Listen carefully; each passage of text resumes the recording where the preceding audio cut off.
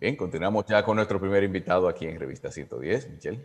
Bien, vamos a darle la bienvenida en el día de hoy al doctor Juan Dionisio Restituyo, diputado nacional del Frente Amplio en República Dominicana. Bienvenido a la Revista 110, doctor. Gracias, bienvenido Michelle, Jacín, Carlos, Alonso, Cristino, Castillo. Para mí es un placer estar en la Revista 110 y un saludo obviamente al doctor Julio Jacín, que es el científico de la televisión que yo le di. Bien, muchísimas gracias, doctor. Doctor, proyectos en el Congreso Nacional, sobre todo en la Cámara de Diputados. Vemos que se está hablando, yo creo que hay diferentes temas que podemos conversar, pero se está hablando ya de temas de aborto, del Código Civil, del Código Penal, se está hablando de fondos de pensiones, de ley de extinción de dominio, y se está hablando, se aprobó ayer 45 días más del estado de emergencia o estado de excepción y presupuestos y préstamos y dinero que necesita el gobierno para poder cumplir con los compromisos sociales, sobre todo, y económicos que tiene producto de esta crisis económica de la pandemia. Iniciemos con esto, con la parte económica. El presupuesto complementario se envió de alrededor de 17,000 millones de pesos al Congreso Nacional. ¿Cuál es la posición el ambiente que usted puede ver con respecto a la aprobación de este presupuesto? Mira, en el día de el miércoles, el presidente Luis Abinader le envió una carta al presidente de la Cámara de Diputados, Alfredo Pacheco, solicitándole que pusiera en agenda el presupuesto complementario. Como la agenda del Congreso, en este caso de la Cámara de Diputados, se elabora los lunes, no podía incorporarse en esta semana porque la comisión coordinadora, que es la que elabora la agenda, la elaboró el lunes. Sin embargo, una reunión de la comisión coordinadora modificó la agenda, se suspendió la sesión de hoy y se convocó sesiones para el viernes para que la comisión pudiera integrar en la agenda y mandar esta propuesta del presupuesto complementario a una comisión especial. Esa comisión especial se reunió ayer y decidió convocar para hoy al ministro de Economía y Planificación, al ministro de Hacienda, al director de presupuesto y al director de la Dirección de Impuestos Internos, para que orientara a la comisión, que son de unos 17 miembros, tiene la comisión dirigida por el diputado, presidente de esa comisión, Bertico Santana, para ser escuchado hoy y entonces la comisión pueda rendir un informe al Pleno que lo va a conocer mañana viernes. Esa propuesta que eleva el presupuesto de la nación a más de 1.100.000 pesos dominicanos, obviamente hay un ambiente por la situación de pandemia, por la situación de emergencia que está el país, un ambiente en todos los voceros, es decir, en las 8 bancadas que existen en la Cámara de Diputados, de darle una solución y de aprobar ese presupuesto. Ese es el ánimo. Hay que ver si después que se escuche estos funcionarios, entonces ese ánimo va a cambiar o va a seguirse, porque sobre todo el Partido de la Liberación Dominicana, que es la segunda mayoría en la Cámara de Diputados, han dicho que ellos van a tener una oposición positiva y que esa oposición positiva le va a permitir a ellos contribuir con el gobierno por la situación. Con relación al caso del estado de emergencia, eso no ha llegado a la Cámara de Diputados. En el ánimo de la Cámara de Diputados y eso en el caso nuestro, lo que dice la ley es que nunca se puede aprobar un estado de emergencia mayor, tiene que ser menor al que está. Entonces, si se sometió 45 días, que es lo que existe en este momento, entonces el estado de emergencia tiene que ser menor. Esa es la posición que tiene el Frente Amplio, porque eso es lo que dice la ley y nosotros vamos a ser respetuosos de la ley. Con relación a la posición que tiene el Frente Amplio, vamos a ver esta tarde, porque, por ejemplo, la única observación que nosotros le tenemos a la propuesta del presupuesto complementario, que creo que nos la pueden aclarar hoy, es que hay 48.000 millones de subsidios. Entonces, en el anexo 1, nosotros quisiéramos que esos 48.000 millones de subsidios se nos explique para qué son, porque no se especifica. Eso va al Ministerio de Hacienda, a Impuestos Internos, y entonces nosotros, como no está detallado la propuesta de modificación a la ley presupuestaria, entonces nosotros nos gustaría preguntarle a los funcionarios que nos digan hacia dónde va ese subsidio, porque ya el presidente de la República tiene 37.000 millones asignados y obviamente... Bien. Vamos a pedirle excusas al doctor Exacto. Ya se logró doctor, tenemos la transmisión. ¿Usted nos escucha bien? Doctor, ¿nos escucha? Michelle Jacín. Sí, perfecto. ¿Nos escucha? Por favor, repíteme la información. Que si nos escucha bien en este momento. ¿Nos escucha, doctor? Señor Rodríguez. Estoy escuchando muy bajito. Bien, vamos a tratar de continuar con esto. Independientemente de los temas económicos, si me escucha, doctor, vemos que hay un ánimo realmente de cooperación de parte de los diferentes partidos con el partido de gobierno para lograr que se terminen todas estas cosas pendientes y que se haga posible un buen gobierno. Mira, creo que el presupuesto complementario se va a aprobar mañana. Hay ese ánimo en el Congreso, por lo menos en la Cámara de Diputados, de colaborar con el gobierno por la situación de emergencia y además porque el gobierno de Luis Abinader y del PRM han dado muestra de querer, con mucho deseo de darle soluciones a los problemas fundamentales. Hay otros temas en el Congreso que ya son más espinosos porque hay un ánimo también del presidente de la Cámara de Diputados, Alfredo Pacheco, de darle salida a leyes que tienen demasiados años, como tú decías, Michelle Jacín, el Código Penal, el Código de Procedimiento Civil, el Código Civil. Hay varias propuestas que tienen que ver con la ley de agua, que es un tema que también tenemos que discutir. Hay otros temas, hay una propuesta que modifica también la ley de INAPA, que está también en agenda para mañana. Y en materia de transparencia escuché que hay una modificación a la ley de compra y contrataciones y la ley de extinción de dominio que también está caminando ahí. Sí, hay esa ley. Incluso nosotros formamos parte de una comisión que va a discutir, pero eso no está en la agenda para esta semana.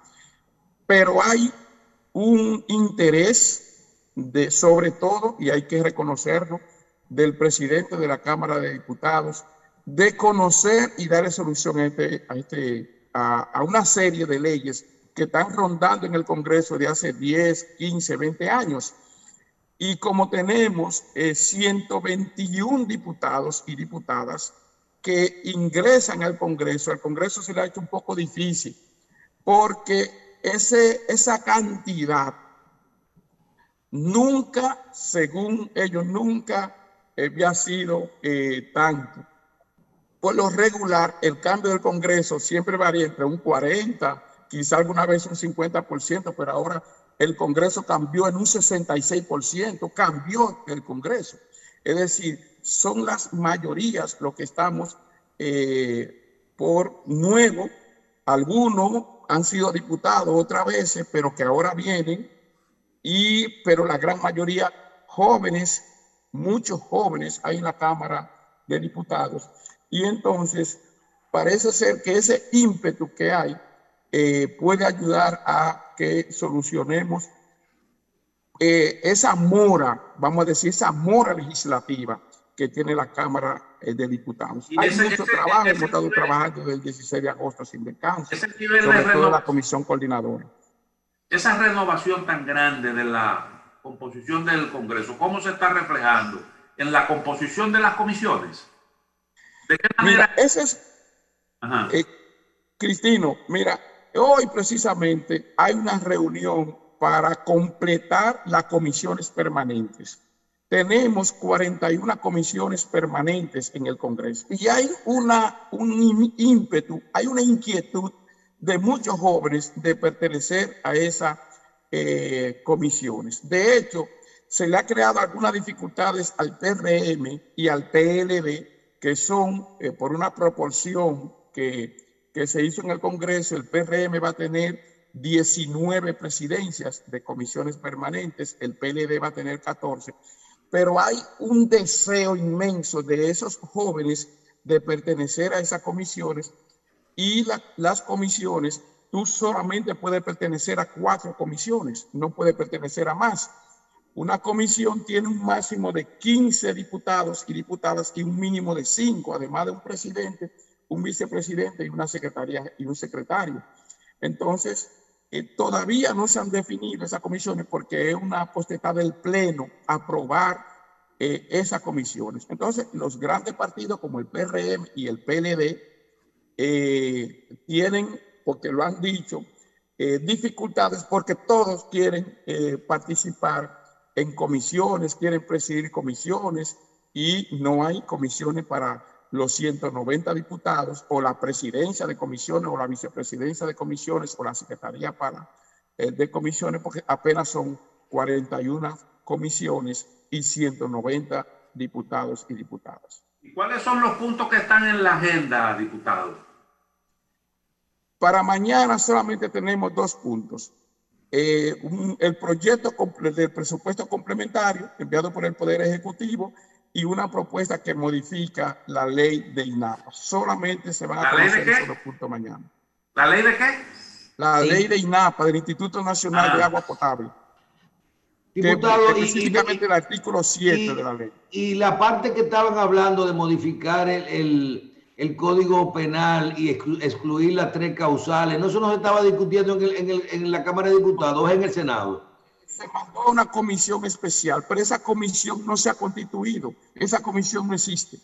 Hay una propuesta de ley que excluye del código las 3 causales, que es una propuesta que planteó el diputado Rubén Maldonado y que todavía no se mandó a comisión esa propuesta, que tampoco se ha definido.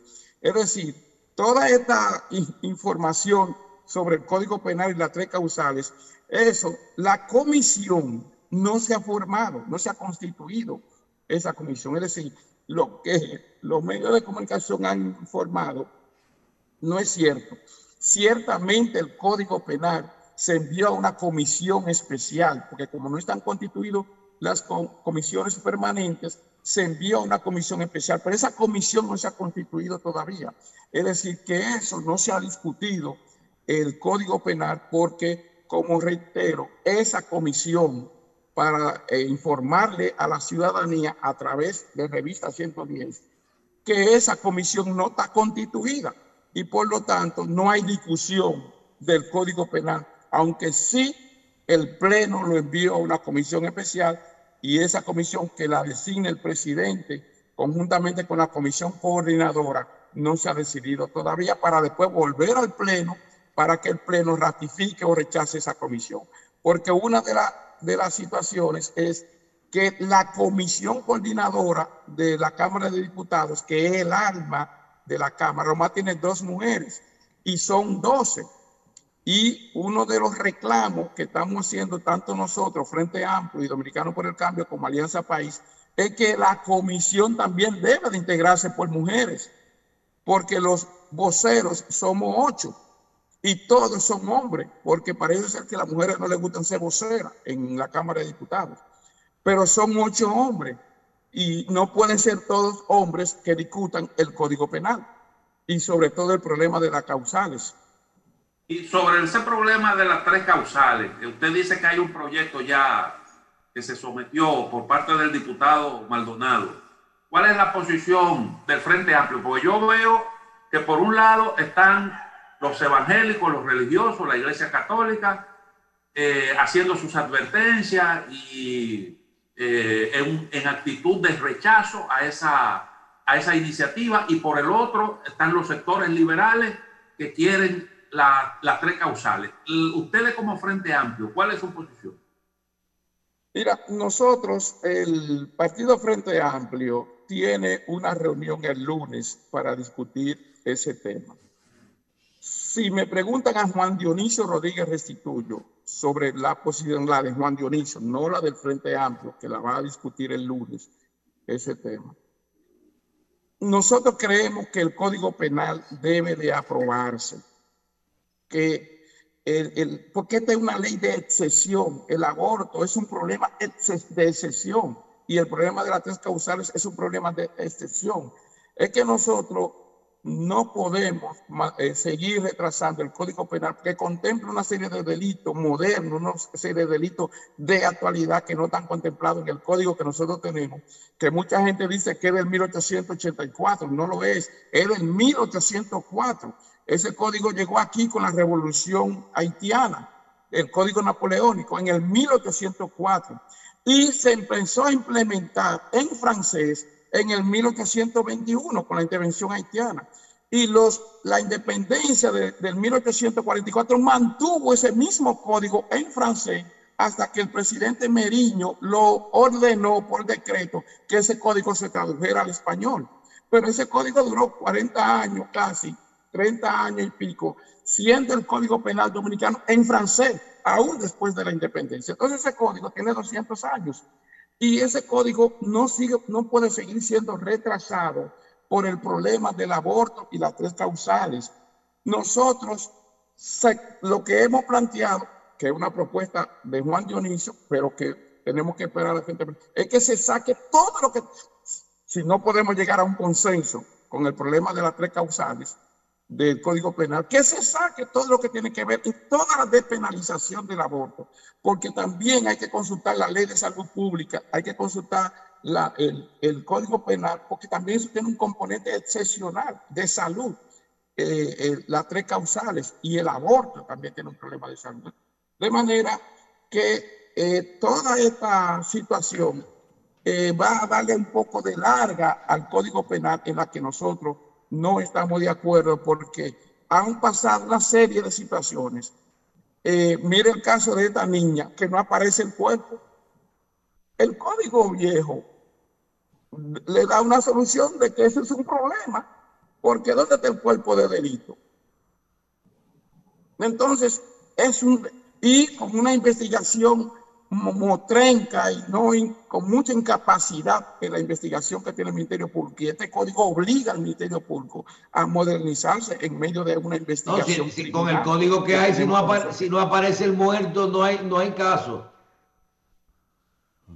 ¿Cómo es? Con el código actual, si no aparece el muerto o la persona, porque a lo mejor aparece vivo, ¿verdad? Decimos que no hay caso.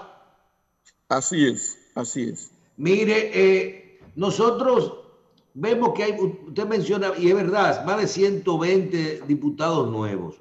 Yo recuerdo en procesos anteriores que, por ejemplo, se le daba un previo a la elección, se le daba una introducción a los diputados de protocolo, de oratoria, de cómo es el funcionamiento ético de la Cámara de Diputados, etcétera. Pero alguien me dijo que con el tema de la pandemia y de la cantidad de diputados nuevos que había en este momento, unos días antes de la toma de posesión, se llamó a los diputados nuevos electos y se le dio un entrenamiento al vapor de cómo funciona el tema legislativo en la Cámara de Diputados.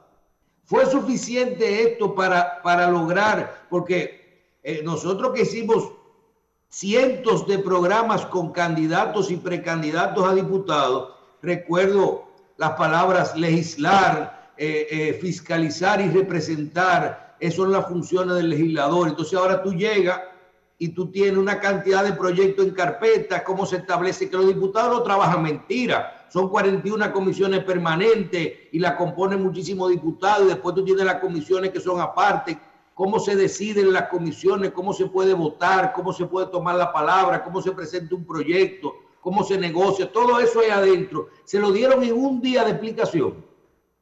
Mira, ciertamente muchos diputados tenían COVID, incluyéndome a mí, que tuve COVID. No participé en esa inducción que dio la Fundación Institucionalidad y Justicia, Vapor, pero el presidente de la Cámara de Diputados convocó a un taller de inducción de 2 días que se hizo en un hotel de la capital, que fue excelente, donde se hizo, incluso donde participaron los diputados, por ejemplo, Máximo Castro Castillo, que tiene 34 años siendo diputados interrumpidamente, es el único desde el 86 diputados, como le dicen el decano, participó en ese taller de inducción para conocer cómo el reglamento de la Cámara de Diputados, la propuesta legislativa, el reglamento de propuestas legislativas, conocer todo ese mecanismo, incluso la de etiqueta y protocolo, todo fue completo. Y ahora incluso la Cámara está planteando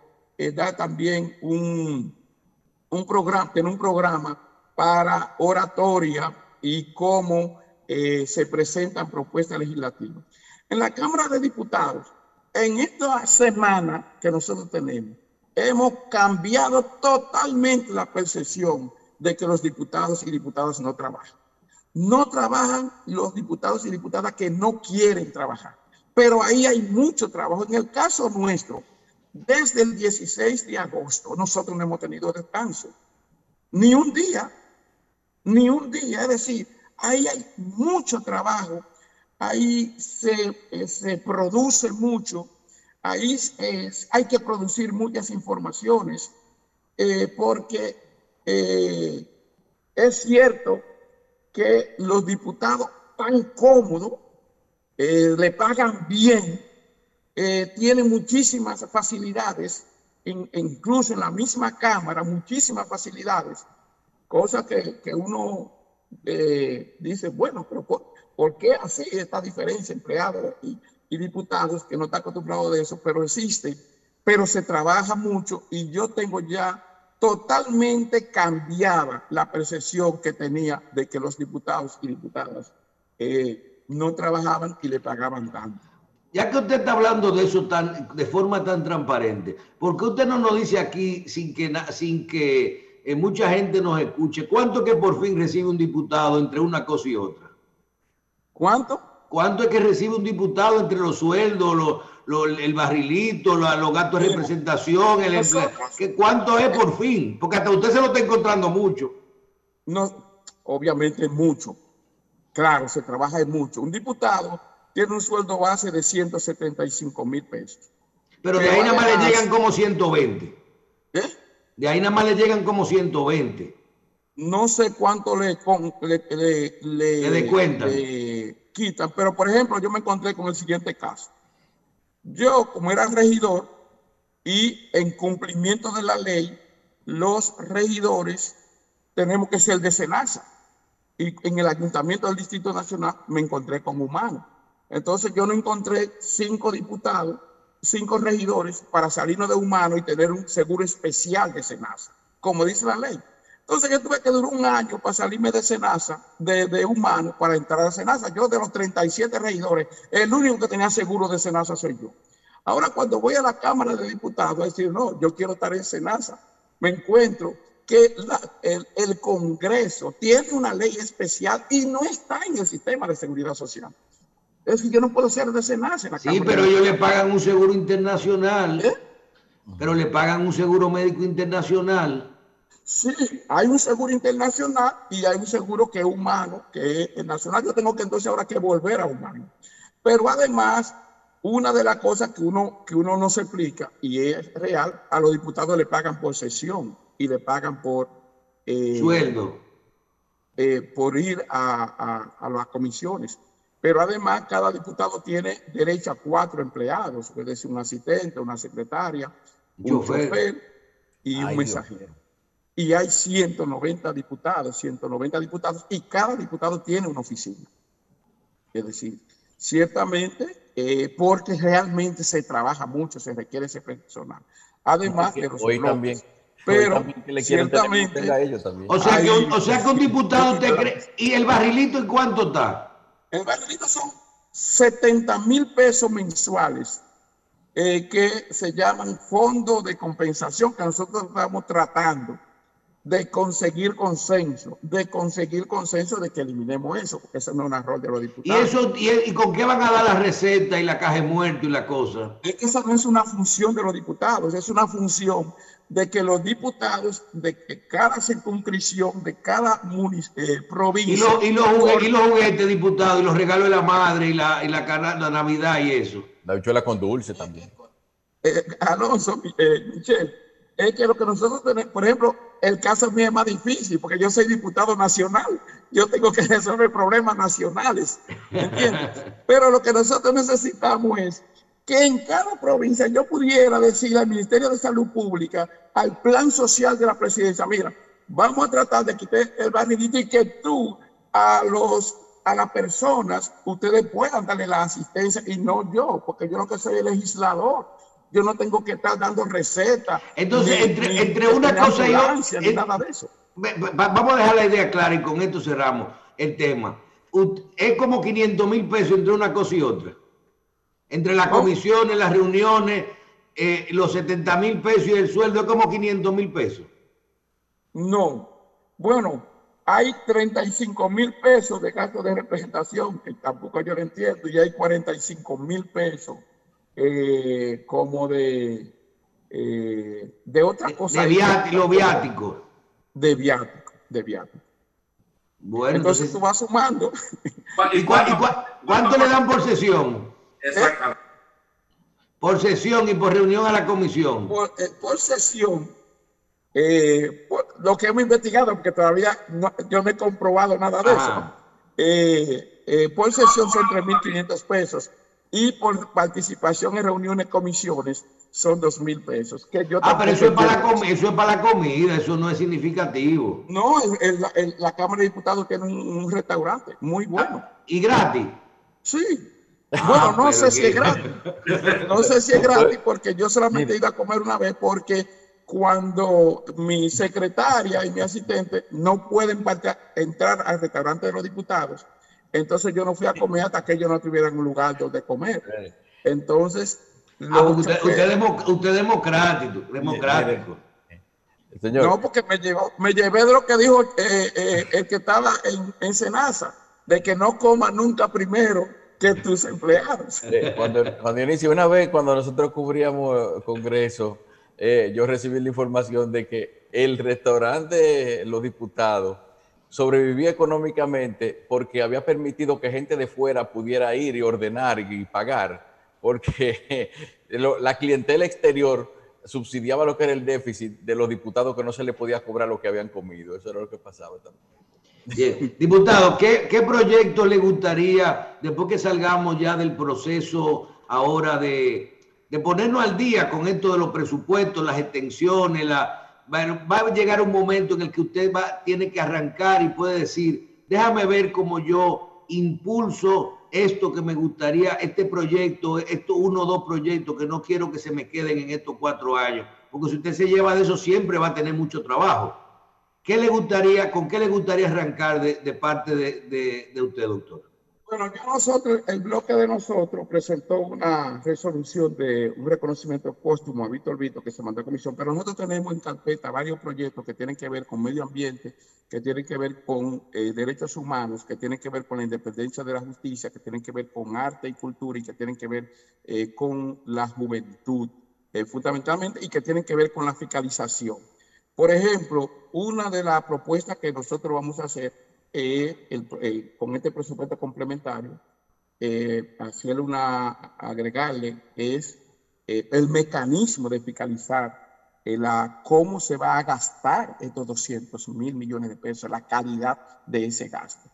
Pero a nosotros nos preocupa, por ejemplo, el problema de la niñez y la juventud que no está en el Código de Niños y Niñas de adolescentes. Por ejemplo, nosotros estamos pensando en un fiscal de la niñez, un fiscal que tenga que verificar por municipio y por distrito municipal si el papá está mandando a este muchacho a la escuela, si este muchacho qué está haciendo, que ese fiscal pueda estar perfectamente en una vigilancia permanente de esos niños, un fiscal de la niñez, y que pueda someter a los padres responsables en ese sentido, pero con un seguimiento en ese sentido. Nosotros estamos planteando, tenemos también en carpeta un proyecto que tiene que ver con salud, que es una de las cosas que nos preocupa. Los médicos, tu papá que es médico, yo no sé si tú eres médico, aquí los médicos son especialistas en enfermedades, no saben de salud. Tú tienes que estar enfermo para ir a un médico. Entonces nosotros necesitamos cambiar e invertir en las universidades para que las universidades puedan desarrollar proyectos de investigación que puedan mejorar las condiciones de vida y de salud de los dominicanos y de las dominicanas. Es lo que le llamamos salud preventiva. Entonces, nosotros nos preocupa mucho eso y estamos armando un equipo de médicos de las universidades para poder incluso elaborar proyectos que tengan que ver en ese sentido. Nosotros necesitamos mejorar la ley de cultura y darle un carácter integral para que los teatros no tengan una ley, sino que sea una sola ley que incluya todo el arte. Es decir, claro, que tenga la danza, que tenga el teatro, que tenga la música, que tenga el folclore en sentido general. Entonces esos son proyectos que nosotros tenemos en carpeta. Bien. ¿Qué es lo que dice el artículo 7 de la ley de INAPA que se pretende modificar? ¿De qué trata? Ese artículo lo que establece es el cobro y la sanción, que no establece con claridad la sanción de los que roban agua. Nosotros, por ejemplo, tenemos un problema, y yo le voy a poner un caso muy claro.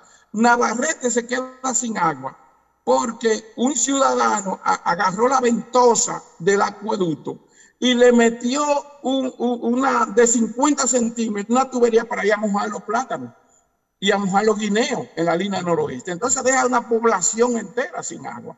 Y para eso no hay prácticamente sanción para el robo de agua. Pero, por ejemplo, otro caso muy específico, la EIJAINA privada utiliza el agua del mar. 800,000 galones ellos lo sacan del mar y ellos dicen que no, que eso no es bien del Estado.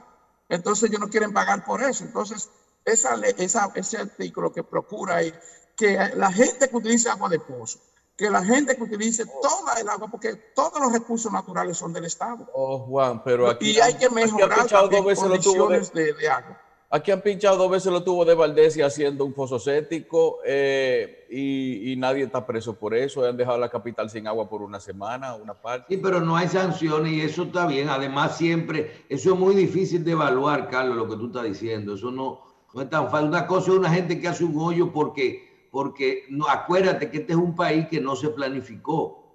Entonces, así es. Tú no tienes un plano. O sea, cuando tú tienes que hacer un hoyo, tienes que hacer un hoyo. Y cuando tú vienes a ver, te encuentras una cosa que tú has pedido permiso. Eso es complejísimo, pero eso que él dice de una gente ya que voluntariamente se roba el agua, ya es otra cosa, ¿verdad? Bien, doctor, vamos a darle las gracias. Vamos al doctor Juan Dionisio Restituyo, diputado nacional del Frente Amplio, que nos acompañó en el día de hoy. Vamos a decirle que gracias por esta entrevista, gracias por ser tan claro con toda su respuesta con nosotros. Le deseamos mucha suerte. Le mandamos a decir al señor diputado Boli que va a tener que seguir usando los zapatos porque ya no puede usar más sus tenis, que dice que nunca había usado zapatos y que ahora tiene que usar zapatos todos los días. Ahí tendremos... En el curso de etiqueta y protocolo me dijeron cómo hay que vestir también. Tiene que usar los zapatos, porque como es Cristino, uno es con guitarra y otro con violín. Bien, doctor, muchísimas gracias por estar con nosotros. Gracias, Cristino, gracias, Michelle, gracias, Carlos, a ustedes por esta entrevista. Éxito, diputado. Pausamos.